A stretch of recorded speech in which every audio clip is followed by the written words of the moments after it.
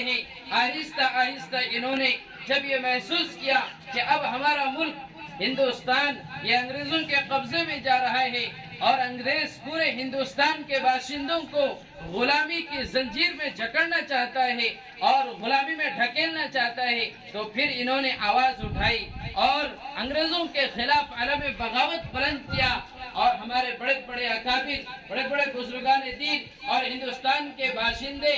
مسلمان اور غیر مسلم، سبوں نے مل کر انگریزوں کا مقابلہ کیا۔ لیکن سب سے زیادہ ہندوستان کو آزاد کرنے میں اگر کسی کا ساتھ ہے، کسی نے قربانی دی ہے، تو مسلمانوں نے سب سے زیادہ قربانی دی ہے، مسلمانوں کا خون سب سے زیادہ بہایا گیا ہے۔ کہتے یہ ہیں کہ 1857 سے اس جنگ کی آزادی ہوئی، یعنی 1857 سے اس جنگ کی آزادی ہوئی، حالانکہ جنگ آزادی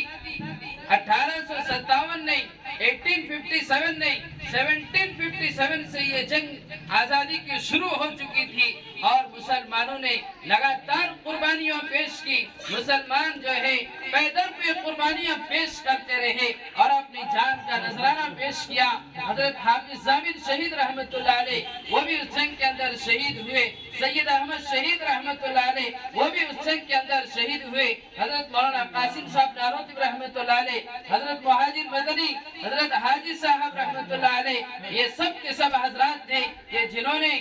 انگریزوں سے جہاد کیا، اور حضرت شاہ عبدالعزیز صاحب محدث دہلوی رحمت اللہ علیہ نے انگریزوں کے خلاف عربی جہاد بلند کیا اور انگریزوں کے خلاف فتویٰ صادر کیا کہ انگریز کی غلامی حرام ہے، انگریز کی فوج میں بھرتی ہونا حرام ہے۔ بس پھر کیا تھا، پورے ہندوستان کے اندر ایک آزادی کا جوش تھا اور ایک آزادی کی آگ پورے ہندوستان کے اندر پھونکتی۔ پھر آہستہ آہستہ سارے لوگ ہندوستان کے آزادی کے نعرے لگانے لگے اور آزادی کے واسطے جدوجہد کی اور کوشش کی، جس کا نتیجہ یہ ہوا کہ ہندوستان کے اندر جب انگریزوں نے دیکھا کہ اب یہ سارے کے سارے مل کر انہوں نے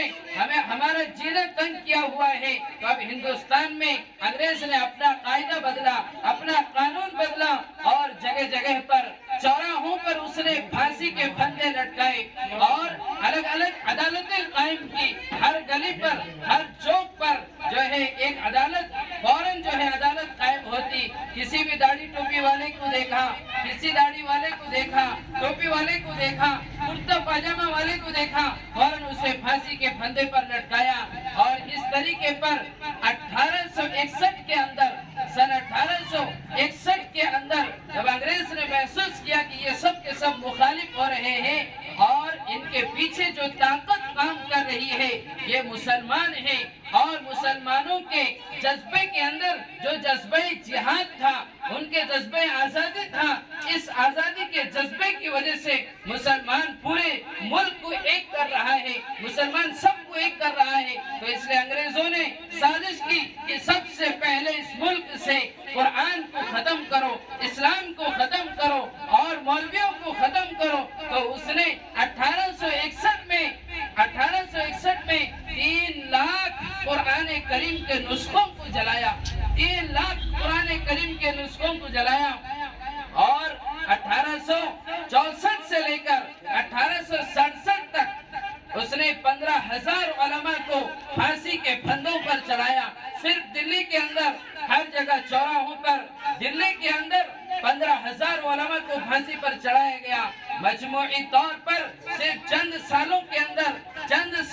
اندر 2 لاکھ مسلمانوں کا قتل عام کیا گیا، مسجدوں کے اندر خون بہایا گیا، مسجدوں میں مسلمانوں کو شہید کیا گیا، اور ہتھکڑیاں اور بیڑیاں اور زنجیریں، نہ جانے کیسی کیسی سزائیں اور سخت تکلیفیں مسلمانوں کو پہنچائی گئی۔ اور اسی میں 2 لاکھ مسلمانوں میں 51,000 علماء اکرام شہید ہوئے، 51,000 علماء نے اپنی جان کا نذرانہ پیش کیا، اور سب کے سب اس ملک کی آزادی کے لیے اور اس ملک کے لیے، دین اسلام کے لیے، یہاں کے باشندوں کے لیے اپنا خون دے کر اس ملک کو آزاد کیا۔ اور ضرورت ہے، اب اس بات کی ضرورت ہے جیسے ہمارے اکابر نے اور اس وقت کے باشندوں نے، مسلمانوں نے، غیر مسلموں نے قربانیاں دے کر اس ملک کو انگریزوں کے ہاتھ سے آزاد کرایا، انگریزوں کے ظلم و ستم سے اس ملک کے رہنے والوں کو اور باشندوں کو بچایا، اسی طریقے پر اب بھی ضرورت اس بات کی ہے کہ تمام کے تمام لوگ اس ملک میں رہنے والے، مختلف قسم کے ذات اور دھرم کے ماننے والے، مختلف تہذیب کے ماننے والے، مختلف تنظیموں کے ماننے والے، مختلف کلچر کے ماننے والے اس ہندوستان کے اندر آباد ہیں، اس لیے سب کو مل کر ظالم حکمرانوں سے یہاں کے رہنے والوں کو آزادی دلانا چاہیے۔ یہ ملک اسی وقت باقی رہے گا جب سب کو یہاں اپنے اپنے اعتبار سے جینے کا حق ہوگا، سب کو دستور ہند کے مطابق جینے کا اور اسی طریقے پر زندگی گزارنے کی آزادی ملے گی تو یہ ہندوستان بھی باقی رہے گا، یہ ملک بھی باقی رہے گا، ملک کے اندر امن و سلامتی ہوگی۔ اور اگر یہاں کے رہنے والوں کی آزادی ختم کی جائے گی میرے بزرگوں اور دوستوں، پھر یہ ہندوستان بھی ختم ہو جائے گا اور ہندوستان بھی پارا پارا ہو جائے گا۔ اس لیے پیغام یہ ہے کہ ہم سب ایک ساتھ مل کر رہے، محبت سے رہے، امن کے ساتھ رہے اور کوئی کسی کے خلاف دشمنی نہ کرے۔ یہی اس ملک کی آزادی کا سب سے بڑا پیغام ہے اور ملک کی سلامتی اور ملک امن سے اسی صورت میں رہے گا۔ اللہ پاک ہمارے اس ملک کو باقی رکھے اور سلامت رکھے اور ہم سب کو آپس میں پیار اور محبت کے ساتھ رہنے کی توفیق عطا فرمائے۔ وما علینا الا البلاغ۔